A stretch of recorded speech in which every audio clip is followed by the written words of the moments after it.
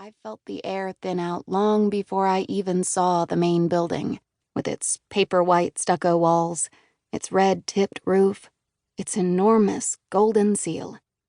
The atmosphere loosened steadily as we drove. I could feel all that nice, thick sea-level air pooling at my ankles, and then abandoning me, even through the churn of the air conditioning. In the end, I spent most of the ride staring at an amoebic mole on the back of the cab driver's neck. That was my mother's wisdom.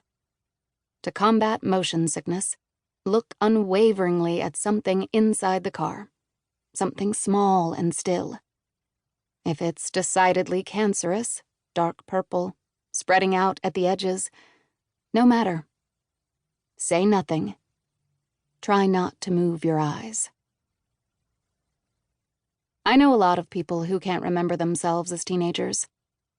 They look back and see only smoother, pinker versions of themselves. The actual feeling of those frantic years replaced by anecdote and snapshot. Oh, look, weren't we babies?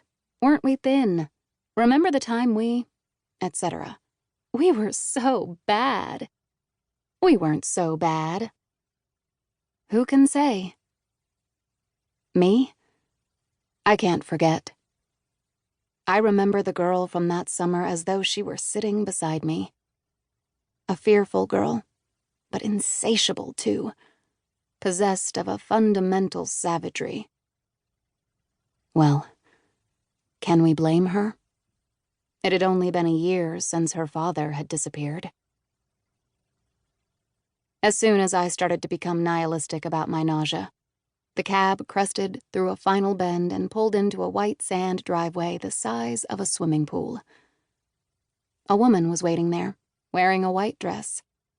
She introduced herself as Magda and took my hand as though she knew me. For a moment I tried to pull away, but she held on tight, and I was unsteady enough in the thin air that I let her. By now, we were almost 8,000 feet up. I was late, Magda told me. I was the last, the very last to arrive. She led me across the driveway toward the center's main building. Paths lined with globular pink peonies scribbled out in the grass to either side. But we didn't follow any of them. Instead, we strode, hands linked across the white expanse. The duffel bag on my shoulder felt heavy, much heavier than I remembered.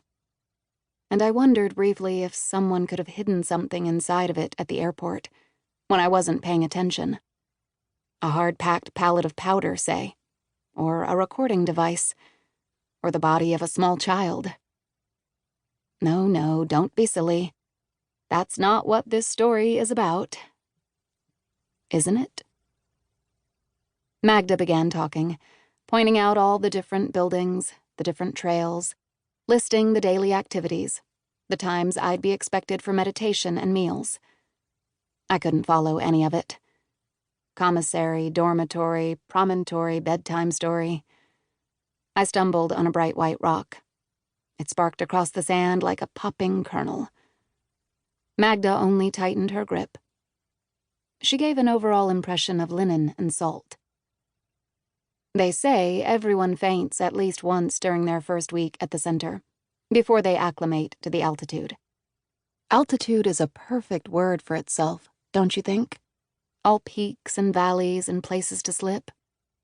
But I'd been drinking steadily from my battered canteen, the one my father had given me years before at a place very much like this one, and so I didn't fall. Besides, I was busy looking back over my shoulder. Back over my shoulder. The wind had caught in the loose white sand of the driveway and was coaxing it upward into a steamy funnel. A group of strange-looking girls, who had clearly been installed at the center long enough for their heads to become utterly untethered from the old brown world down below, appeared as if from nowhere. They yipped and laughed and took turns running through the snow-white mini twister, holding hands, shrieking like children at a water park, coming out the other side with thick white eyebrows and heavy white eyelashes, and red, sand-scratched cheeks, an instant aging.